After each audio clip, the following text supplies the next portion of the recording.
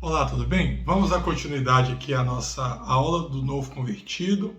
Hoje nós vamos falar sobre um assunto muito bacana, que é a ética cristã, tá? Nós já falamos sobre introdução a uma vida cristã, abordamos alguns temas interessantes aqui, que é importante você ter conhecimento, né? Abordamos sobre as doutrinas fundamentais e agora nós estamos falando nesse módulo deixa eu acertar aqui, de vida cristã prática, né? Falamos de oração na lição passada e hoje nós vamos falar de ética cristã. O que seria ética cristã, tá bom? Então vamos começar aqui com essa pergunta: o que é ética cristã? Vamos ver aqui. Então, a ética cristã trata da maneira como o cristão deve viver de acordo com os valores e princípios revelados por Deus. Ela não é apenas um conjunto de regras morais, mas é a prática do amor e da justiça conforme ensinado por Jesus. A ética cristã é fundada em amor a Deus e ao próximo. Primeiro ponto, Jesus resumiu a lei e os profetas, os mandamentos de amar a Deus de todo o coração e amar o próximo como a si mesmo. Você vai ver isso em Mateus, capítulo 22, versículo 27, 37 ao 40. Esse amor, ele não é apenas um sentimento, mas ele é uma ação que busca o bem do outro. E imitação de Cristo. O cristão, ele é chamado a seguir o exemplo de Jesus, que demonstrou humildade, compaixão, perdão e a obediência à vontade do Pai. Você vai encontrar isso lá em Filipenses 2, 5 ao versículo 8. E a busca pela santidade. O cristão, ele deve viver de maneira santa, rejeitando os padrões mundanos e adotando os valores do reino de Deus. Então, olha que interessante. Ética cristã vai nos trazer a ideia não de uma regra a você seguir, né? Por exemplo, uma regra, você não precisa ser convertido para seguir aquela regra. Você vai para uma universidade, por exemplo. Na universidade vai ter um código de conduta, né, para você seguir, de boa convivência, um código de ética de boa convivência, para você seguir, para que todos vivam bem ali. Se você quebra essas regras, automaticamente você vai ter uma penalização. Então, para não sofrer uma penalização, porque você precisa continuar estudando, não é mesmo? Então você vai seguir aquelas regras que está ali. Não quer dizer que você concorde ou discorde, você tem que seguir para continuar estudando. Quando fala de ética cristã é diferente, não é uma regra para seguir, é uma regra para se viver, né? São orientações que você passa a adotar na sua vida. Por quê? Porque você, como cristão, você é um seguidor, é um imitador de Cristo, né? Então, Cristo, ele deixou como exemplo para nós várias orientações e atitudes, que quando eu faço isso, eu estou imitando a Cristo. E isso é o que deve ser feito pelos servos de Deus. Então, o que Jesus resume isso? Amar ao próximo e a Deus e ao próximo como a si mesmo. Ou seja, o que eu quero de bom para mim, eu quero para o meu próximo. Então, dessa forma, se eu quero o bem para mim, aquele bem eu quero para o meu próximo, né? Se eu quero ter uma roupa boa para poder usar, eu quero também que o meu próximo tenha. Então, por causa disso, eu vou fazer ações de caridade na minha igreja. Se eu quero ter o que comer em casa, eu quero também que o meu próximo tenha o que comer. Então eu vou colaborar com ações de solidárias, ações de cesta básica, para poder ajudar as pessoas próximas a mim, as pessoas da minha igreja, da minha comunidade. Por quê? Porque o bem que eu quero para mim é o bem que eu quero para eles. É diferente da ideia de sociedade que eu tenho que preocupar comigo e a sociedade que se vive, né? O cristão, ele é um corpo só, onde se um está bem, o outro está bem, né? É uma balança que vai fazer ali. E automaticamente, isso nos leva o quê? Uma busca pela santidade. Por quê? Porque santificação é aproximar de Deus. Santificação é afastar do mundo e aproximar de Deus. Então, toda vez que eu me afasto do mundo e me aproximo de Deus, eu estou me santificando. E toda vez que eu vivo uma ética cristã, como eu estou ensinando para você aqui, fazendo bem ao próximo, agindo da forma com que eu gostaria que agissem comigo, eu estou afastando daquilo que não agrada a Deus e aproximando mais do que Deus me orienta na sua palavra. Logo, eu estou buscando que a santidade na minha vida. Tá bom? Segundo ponto que nós vamos ver aqui é a vida cristã em sociedade. Então, vamos lá, ó.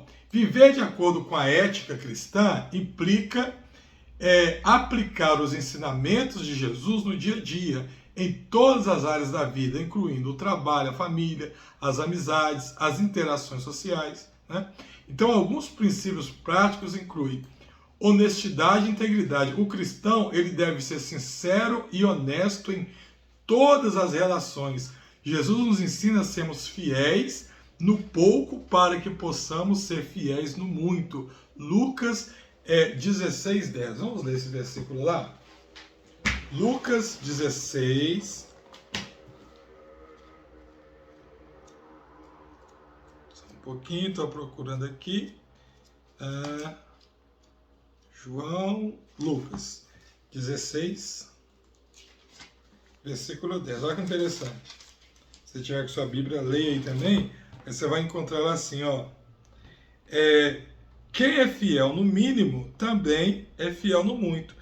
Quem é injusto no mínimo, também é injusto no muito. Ou seja, se você é honesto e íntegro no pouco, você vai ser honesto e íntegro no muito. Então a vida em sociedade implica exatamente naquele ponto de cima. O que eu quero de bem para mim, eu quero de bem para o meu próximo.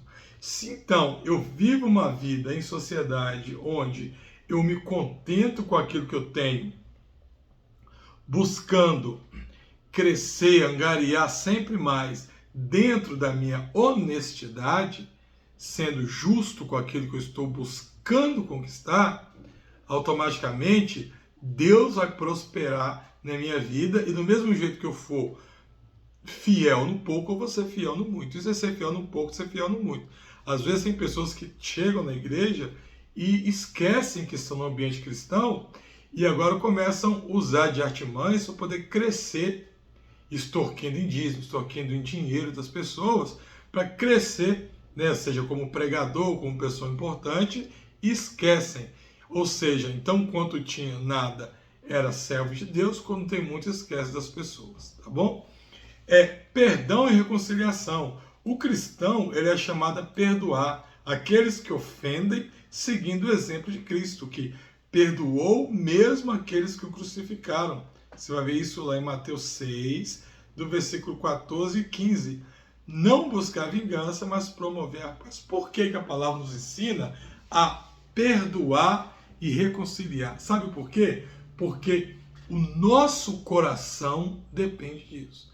Quando você perdoa, você não está fazendo o bem para o outro, você faz o bem para você.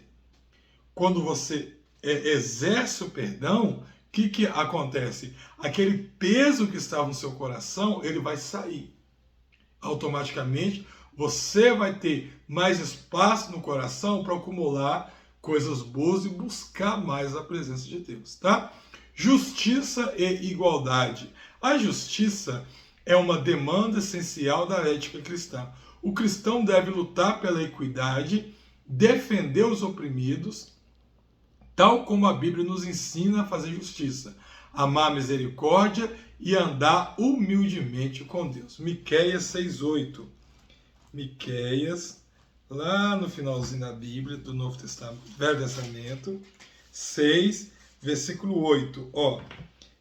E ele te declarou, ó homem, o que é bom e o que é que o Senhor pede de ti, senão que pratique a justiça, ame a beneficência e ande humildemente com o teu Deus. Tá? Então, fazer justiça aqui, irmãos, olha que interessante isso daqui. na prática cristã. O que eu quero dizer aqui com amar a misericórdia, praticar a justiça, lutar pela equidade? É lutar dentro dos limites da fé. Quando você luta nos limites da fé, você vai lutar tendo consciência de quem é o seu inimigo. E Paulo nos ensina que o inimigo do cristão não é o homem, é principado e potestade. Mas tem diferença disso? Tem, porque quando eu luto assim, eu não vou disseminar o ódio pelas outras pessoas, como você vê acontecendo na política, hoje, por exemplo, tá? Então esse é um ponto muito interessante para você entender. A palavra não ensina você odiar um e amar o outro. Não, Jesus amou a todos, entendendo que o nosso inimigo, quem está agindo no outro lado, fazendo o outro causar o mal, é o diabo. São principado e potestade, como diz Paulo. Isso é interessante você ter em mente. Vamos ver alguma coisa sobre o Sermão do Monte. Por quê? Porque o Sermão do Monte, assim como Moisés, ele traz lá as leis lá das tábuas, os 10 mandamentos, depois mais 640 leis, se não me engano, né, ao todo, foi um manual de regra e conduta para o pessoal do Velho Testamento. O Novo Testamento ele passa a agir como um manual de ética por Cristo, onde Jesus ele vai nos trazer as orientações, né, como se espera, como seria um modelo que eu deveria buscar, não andar 100% daquela forma, mas um modelo que eu deveria alcançar, tá? Então, você estudar o Sermão do Monte é muito interessante. Então vamos lá, o Sermão do Monte, ele está em Mateus, capítulo 5 ao capítulo 7, e também você vai encontrar ele em Marcos, se eu não me engano, tá? É um dos trechos mais importantes do Novo Testamento que estabelece as diretrizes da ética cristã. Jesus apresenta uma nova maneira de viver. Jesus apresenta uma nova maneira de viver que vai além das normas externas, focando no interior e na motivação interior, focando no coração, perdão, e na motivação interior. Quando você faz um comparativo do Sermão do Monte com os 10 mandamentos, você vai observar que nos 10 mandamentos as orientações eram regras a ser observado, como eu passei no início daqui da aula. E hoje as orientações são orientações que estarão dentro do seu coração, tá? Então lá você observava a prática. Aqui você observa o seu entendimento, o seu discernimento acerca daquelas coisas, que vai ser muito diferente. Então, primeira parte que você vai ver lá no Sermão do Monte são as bem-aventuranças. Jesus ele começa descrevendo o caráter, olha só, daqueles que pertencem ao reino de Deus. Eles são humildes, mansos, misericordiosos, pacificadores e são abençoados mesmo em meio à tribulação. Então, Mateus no capítulo 5, do versículo 3 ao 12, capítulo 5, onde eu começo o Sermão do Monte, né? Do versículo 3 ao 12, você vai ler aqui algumas características, né, que há no caráter desses cristãos. E Jesus vai falar assim, olha, que você vai ser mais que feliz, você vai ser bem-aventurado quando você tem alguma dessas características que vai mostrar aqui. E é interessante que essas características que mostra aqui, Jesus ele descreve que são pessoas que aparentemente estão sofrendo, mas que Deus está olhando e a misericórdia de Deus está sobre a vida dessas pessoas, tá bom? Amor aos inimigos. Jesus nos chama a amar não apenas aqueles que nos amam, mas também amar os nossos inimigos. Lá já no versículo 44 do capítulo 5.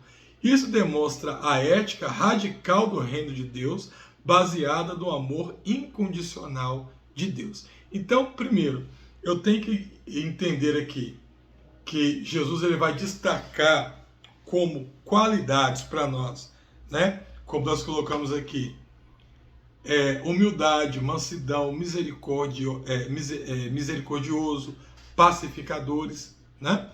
E agora também ele vai destacar como qualidade aqueles que amam o seu inimigo. Ou seja, o que nós vemos aqui? Mais uma vez Jesus mostrando que não é através das orientações, mas é de um sentimento. Você entender, né? Você, quando está na presença de Deus agora, você não tem que fazer as coisas por regra, porque o pastor falou que não faz. Não. Você faz por quê? Porque você entendeu, você procura entender por que Deus está orientando a gente a fazer isso. Então Jesus nos orienta a ser humilde, pacificadores, né? E ele nos manda, principalmente, amar os nossos inimigos. Como eu amo meu inimigo se eu não entender aquilo que está acontecendo? Se eu não entender por que Deus está mandando eu amar, né? Se eu só amar, falar assim, eu amo meu inimigo porque Jesus mandou, o que vai acontecer aqui é que você está falando a boca para fora, mas se você não entender, você não vai conseguir amar. Agora, se você entende o que é ser um verdadeiro cristão, você vai entender que a nossa briga não é contra o homem, é contra o diabo. Então aí você vai conseguir amar seu inimigo. Porque você sabe que não é ele pessoa, mas é o diabo que está por trás dele, que está levando ele a agir daquela forma. Agir daquela maneira que está prejudicando você. Tá? Justiça superior. A justiça dos discípulos de Jesus deve exceder a dos fariseus, indo além das observâncias legalistas. O verdadeiro cristão não deve apenas evitar o pecado, mas buscar a pureza do seu coração. Novamente, é a parte de você viver, não apenas fazer. Tá? Viver e não apenas fazer. Muito interessante isso daqui. Vivendo a ética hoje. Vamos ver aqui? Vivendo a ética hoje. Aplicar a ética cristã no mundo moderno é desafiador, pois os valores da sociedade muitas vezes são contrários aos ensinamentos de Cristo. O cristão é chamado a ser sal da terra e luz do mundo, vivendo de forma distinta em um mundo corrompido. Então, por que é desafiador? Porque aquilo que nós entendemos como certo, o mundo quer distorcer. Então, quando você age de acordo com os princípios bíblicos, você quer o diferente, né? O que nós fazemos era para ser o certo, mas o mundo distorceu. Então, quando você age da forma que você age conforme a Bíblia orienta, você quer o diferente. Então, o mundo ele vai começar a te cobrar, vai começar a te castigar, para que você saia dessa postura e haja como o mundo lá fora está agindo normalmente, tá? Confrontando a cultura do egoísmo. A ética cristã nos ensina a colocar os outros acima de nós mesmos, em contraste com a cultura atual, que promove o individualismo. Jesus nos ensina que quem quiser ser o primeiro, que seja servo de todos, né? Ou seja, a cultura atual é o que? É você se preocupar com você para que você possa crescer. E a ética cristã nos ensina que você cresce quando você entende que você é igual a todos os outros. Quando você é um corpo, que um depende do outro. Então, se eu pego essa ideia para poder pensar, né, se eu tenho um corpo todo saudável, eu vou caminhar melhor. Se de repente eu machuco a mão ou perco um dedo, eu vou caminhar sentindo dor. Ou eu estou com uma dor muito forte na barriga, os meus pés não estão machucados, mas eles vão ser prejudicados para caminhar porque a minha barriga está doendo.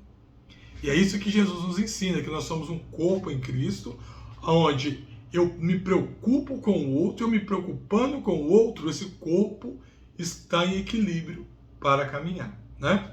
E isso é muito interessante, por quê? Porque se eu pego essa ideia, eu vou ser muito bem mais sucedido na minha vida profissional, por exemplo. Muitas empresas hoje, qual que é o foco da empresa? Então, vamos lá. Se eu te pergunto quem criou o avião, quem inventou o avião, quem inventou a luz elétrica, quem inventou, sei lá, a imprensa, você vai ter um nome em mente. Talvez alguns nomes que eu falei aqui, você vai ter uma controvérsia, mas vai ser entre um ou outro nome. Por quê? Depende de uma genialidade. Se eu te pergunto hoje assim, quem criou o Waze? Quem criou o satélite? É muito mais difícil de responder, Por quê? Porque antigamente você tinha um gênio, e esse gênio ele passava uma vida inteira para desenvolver uma coisa gigantesca, né, que é mudar o mundo. Hoje em dia não. Hoje em dia o foco é o quê? É você ter um grupo de pessoas trabalhando por um bem comum, né? E quando esse bem comum tem êxito, tem prodígio, todo aquele grupo se sai vitorioso. Você vai numa companhia de carro hoje, um montador de carro, você tem lá milhares de pessoas trabalhando para da ponta da linha sair um carro. Mas você teve, quando aquele carro começa a vender bem, tem uma boa saída do mercado, né, no mercado, o êxito daquele trabalho não foi da última pessoa que carimbou o carro, liberando o carro para poder sair. O êxito não foi daquela pessoa que pegou o carro e colocou na cegonha para transportar. Não, o êxito foi desde o desenhista que desenhou aquele projeto, né, de quem participou da criação dele, passando por todas as etapas, passando pelos fornecedores que forneceu as peças para chegar ali, até aquele carro chegar na ponta da linha. Então, olha quantos milhares de pessoas foram envolvidas para poder chegar em um carro bom lá na ponta da linha. Então, ou seja, se eu pego o princípio cristão, eu tenho êxito profissional. Eu vou ser um melhor funcionário lá fora, e isso automaticamente vai me fazer ganhar um pouquinho mais pela sua mentalidade. Relacionamentos saudáveis. A ética cristã, ela valoriza o respeito, o cuidado com o próximo, a forma como tratamos nossos cônjuges, amigos, colegas de trabalho, e até mesmo o inimigo deve refletir o amor de Deus, tá? Ou seja, a ética cristã, quando eu entendo o que Jesus me ensinou, o que Jesus me mostra? Que eu devo tratar de uma forma diferente as outras pessoas. Então, vou te dar um exemplo. Não é porque eu tenho um cargo de chefia na minha empresa que eu tenho que tratar um funcionário do escalão mais baixo com desprezo, né? Não é porque ele é menor do que eu na hierarquia que eu não tenho que dar a mesma atenção que eu daria para alguém da minha altura ou alguém mais alto do que eu dentro dessa escala. Então, olha que interessante, isso vai influenciar na forma como que eu vou conduzir os meus relacionamentos. Automaticamente, o meu convívio com as pessoas vai ser muito diferente, tá? E uma tarefa prática aqui para a gente poder fechar a aula de hoje. Vamos ver aqui algumas coisas que você pode fazer, ó. Uma reflexão pessoal, vou até ampliar isso aqui. Você pode, durante essa semana, escolher 3 áreas da sua vida. Por exemplo, trabalho, família e as amizades. E refletir como você pode aplicar os princípios da ética cristã em cada uma delas.